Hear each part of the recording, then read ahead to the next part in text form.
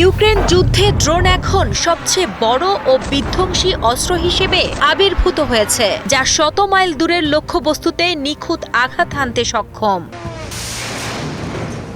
এই ড্রোন প্রযুক্তির উপর ভর করেই যুদ্ধক্ষেত্রে ট্রাঙ্ক বা পদাতিক সেনাদের চলাচল প্রায় অসম্ভব হয়ে পড়েছে।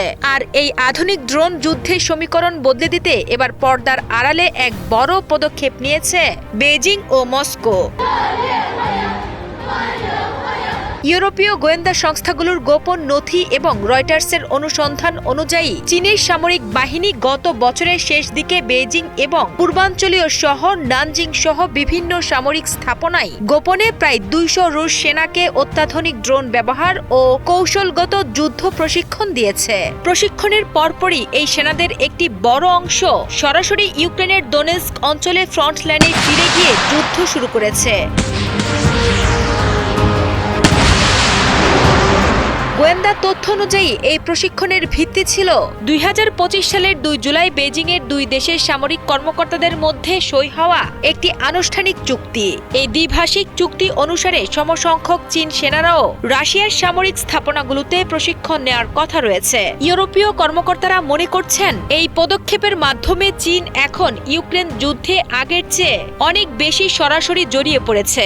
যদিও চীন এই যুদ্ধ শুরু হওয়ার পর থেকেই নিজেদের নিরপেক্ষ দাবি করে আসছে এবং শান্তি আলোচনার মধ্যস্থতাকারী হিসেবে জাহির করছে। তবে গত সেপ্টেম্বর মাসেই পশ্চিমা গোয়েন্দারা জানতে পারেন যে চীনের বেসরকারি কোম্পানির বিশেষজ্ঞরা রাশিয়ার সামরিক ড্রোনের প্রযুক্তিগত উন্নয়নে সরাসরি কাজ করছেন।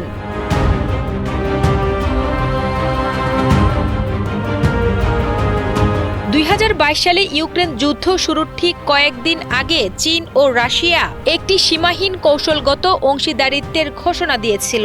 পশ্চিমা বিশ্ব যখন রাশিয়াকে অর্থনৈতিকভাবে একঘরে করার চেষ্টা করছে, তখন চীন রাশিয়ার কাছ থেকে বিপুল পরিমাণ তেল, গ্যাস ও কয়লা কিনে দেশটির অর্থনীতিকে সচল রেখেছে। ভূ রাজনৈতিকভাবে এই ঘটনাটি এমন এক সময়ে সামনে এলো যখন মার্কিন প্রেসিডেন্ট ডোনাল্ড ট্রাম্পের বেজিং সফরের এক সপ্তাহের মাথায় রুশ প্রেসিডেন্ট ভ্লাদিমির পুতিন তার ২৫তম চীন সফরে বেজিংয়ে অবস্থান করছেন। রাশিয়া ও চীন এই সফরকে সব পরিস্থিতিতে পারস্পরিক সহযোগিতা বজায় রাখার প্রমাণ হিসেবে উপস্থাপন করছে। তবে চীনের এই দ্বিমুখী নীতি একদিকে ইউরোপের অন্যতম বড় বাণিজ্য সহযোগী হওয়া, অন্যদিকে গোপনে রুশ সেনাদের সামরিক ড্রোন প্রশিক্ষণ দেওয়া ইউরোপীয় দেশগুলোর মধ্যে তীব্র নিরাপত্তা উদ্বেগ ও ক্ষোভের জন্ম দিয়েছে।